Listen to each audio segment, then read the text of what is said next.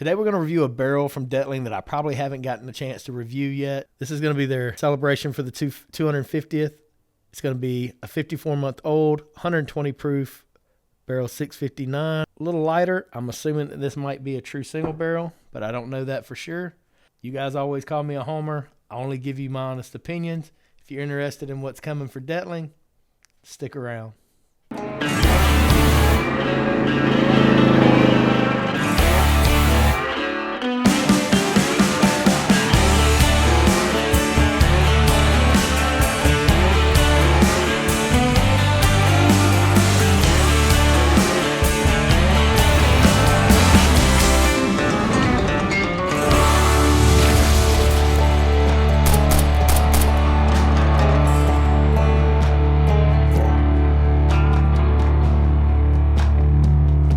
Hey guys, welcome back. Brutally Honest Bourbon. So today I'm going to do something I don't do often enough. I've had a few of you come to me and say, man, why don't you review Dettling more? Mostly because you guys all think I'm a homer. You already know that everything that's on this shelf behind me, I think is freaking fantastic. I love Seth and Vicky. I love the product that they produce. I love the grind and the grit that they've shown over the years. And I can't quit loving the product. So I don't do it because you already know when you turn the camera on that I'm going to like the product. Now, the most critical person I know of Dettling whiskey, Seth Dettling. Most critical person I know on whiskey, Seth Dettling. Currently working to figure out a way to find a slogan for him because I want to make him a shirt. Basically, he hates everything. If he likes something, it's something that you and I typically would find to be extraordinarily phenomenal. A lot of the stuff that you and I accept, Seth doesn't accept it. So he's teaching me in that regard, but I don't review more of it because I feel like you guys would get bored just knowing that I'm going to like it. I know that I'll like just about everything I review. Usually if it's a fresh crack, then you get the opportunity to see whether I like it or not. This is a barrel that I have not reviewed at his distillery yet. I go by there and help him work barrels from time to time, and we just get notes on them and try to figure out, does it need more time? Does it need to be double oaked? Is that really good and it needs to be a pewter or gold wax? That kind of thing. He has several of us that go by there and do that. He has a trusted group of people that he has, and it's several. And he'll have us come by and give our notes, and then he'll start comparing notes and then get the consistency of that flow. And that's kind of how he learns through his product, learns where he stands relative to some of the legacy distillers, because he'll tell us, hey guys, today we're going to work some ryes, bring some of your favorite ryes, and let's just see where we stand in that. So when you guys see the price points of his ryes, just know that this man has put his soul and effort into them. And if you haven't had them yet, you need to try them, because I've heard a lot of you say it's absolutely not worth that, but you hadn't even tried it. And I'm here to tell you, it's absolutely worth the $250 mark that he's got on them. It's extraordinarily great whiskey. We're about to have a release of his second year rye, meaning that was the second year that he laid the rye down and barreled it, that has come to age, and you guys are in for a treat.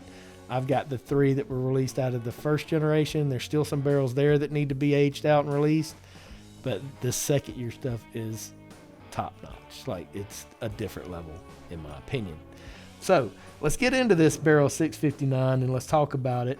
One thing I will tell you is each bottle of Dettling that you get is going to be hand labeled, hand written on. In this 250th, she dipped it in navy blue wax, and like for the stars, she put the white glitter in it. She put all these labels on. She put the 250th on there, the 54, the 60 ABV, the barrel number.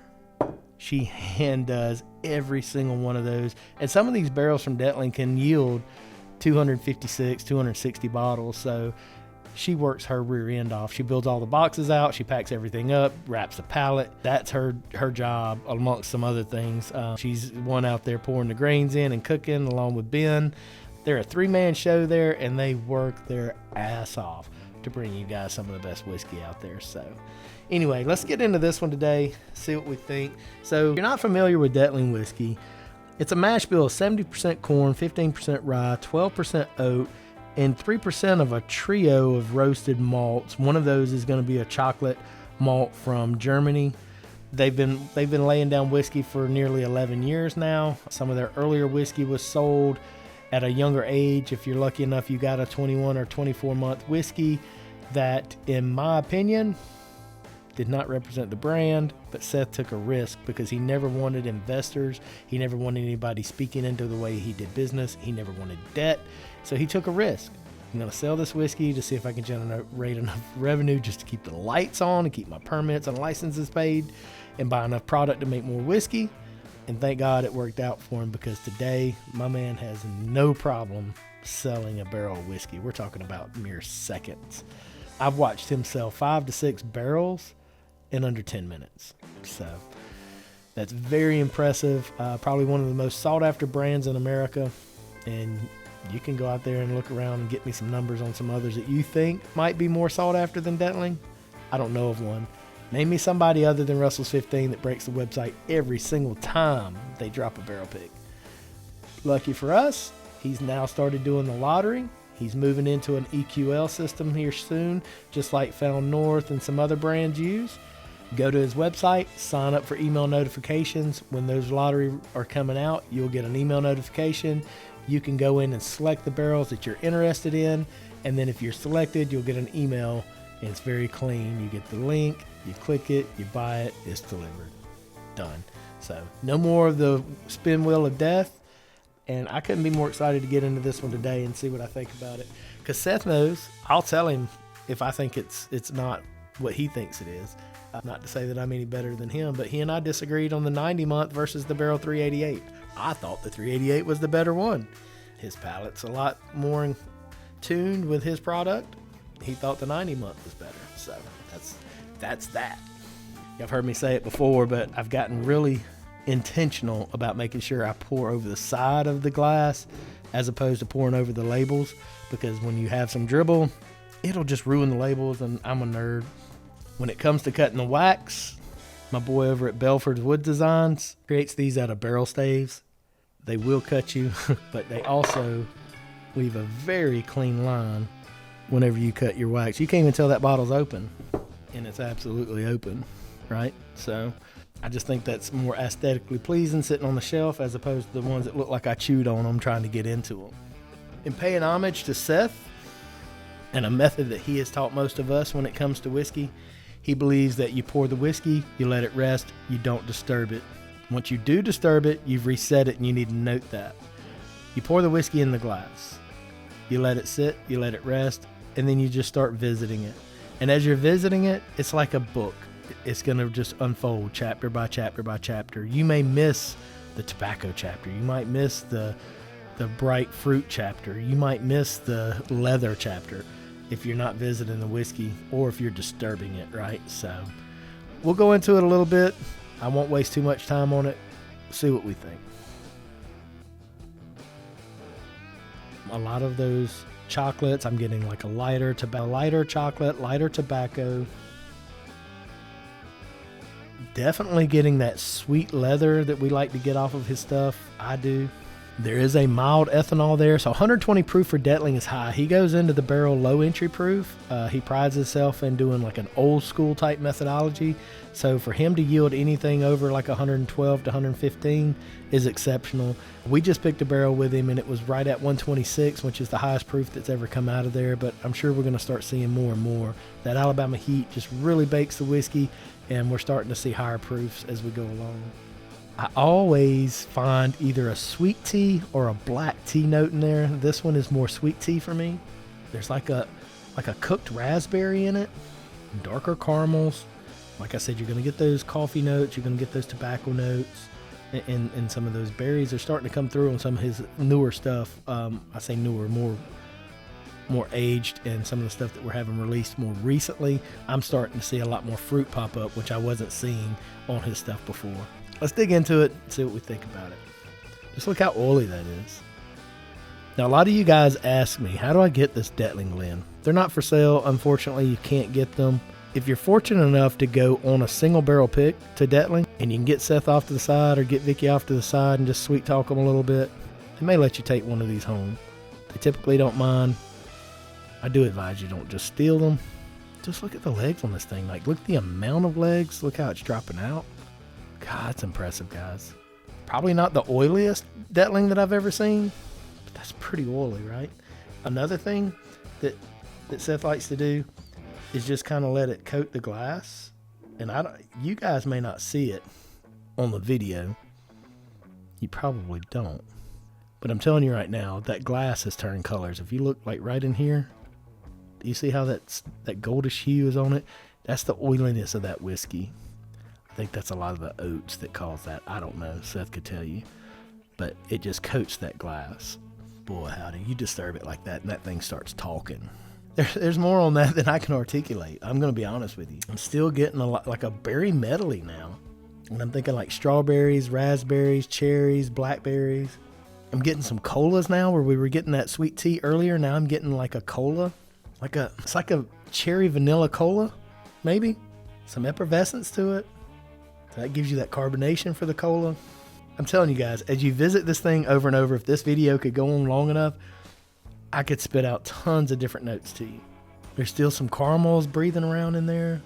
There's some nuttiness in there, smoother nuttiness like cashew. I get excited about Detling. I do. It's fantastic.